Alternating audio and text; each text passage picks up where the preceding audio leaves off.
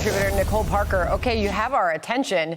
Jugging doesn't appear to be just a regional trend. This is happening, it turns out, all over the country right now. What is happening here, Nicole? You're exactly right. Initially, it started in Houston, Texas, and it branched out from there. And it is a nationwide problem. And people, a lot of them have never even heard of the word jugging, but it's really a play on the word mugging. And it's really the intent to commit theft of another person's money.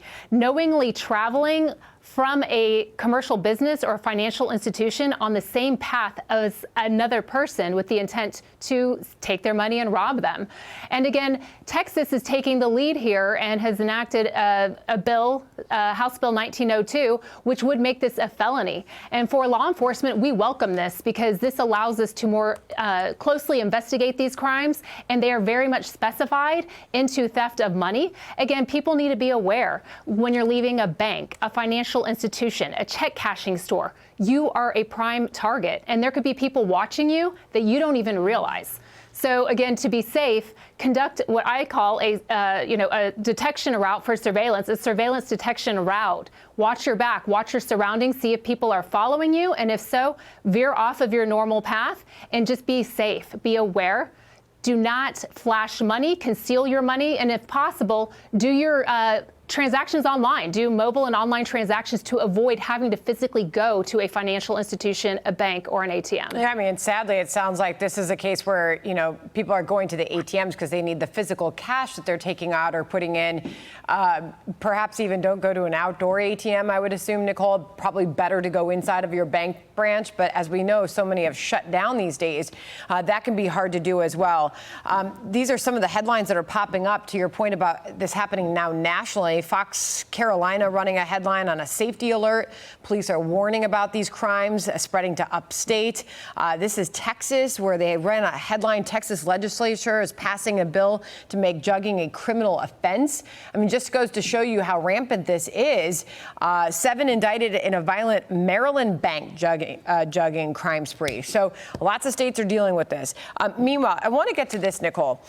Looking back to July 2024 and the attempt on President Trump's life as he was running for another term in office. There's some brand new drone footage featured in Fox Nation's Art of the Surge, the Donald Trump comeback. I want to share some of that with our audience right now. Listen.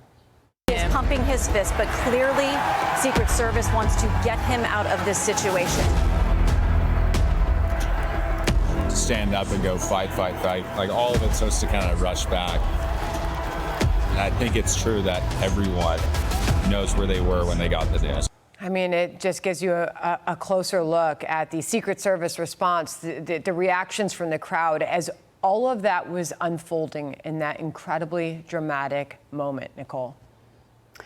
I mean, it was absolutely chilling. It was alarming. And to see the facial expressions of those in the audience and really to see the heroic efforts of the Secret Service agents on the stage who immediately jumped into action to protect President Trump. That's what we do in law enforcement. They are expected to put their life on the line to protect him. And that is exactly what they did that day. And again, unfortunately, this debacle never, ever should have occurred. But thankfully, he was safe. He was protected. And I do think that this Fox Nation footage is very powerful. And it's something that all Americans, I think, should be aware of. And I think we all remember where we were when we got that news. I certainly remember where I was. It was almost like a 9/11 moment for all of us in this nation. I mean, it just brings back a lot of the fear we all felt in that moment as we watched this that day. Nicole, Kash Patel was asked when we're going to know more. The American public, when we will all know more about that Butler shooting. And he said this when talking to Bret Baier, end of May.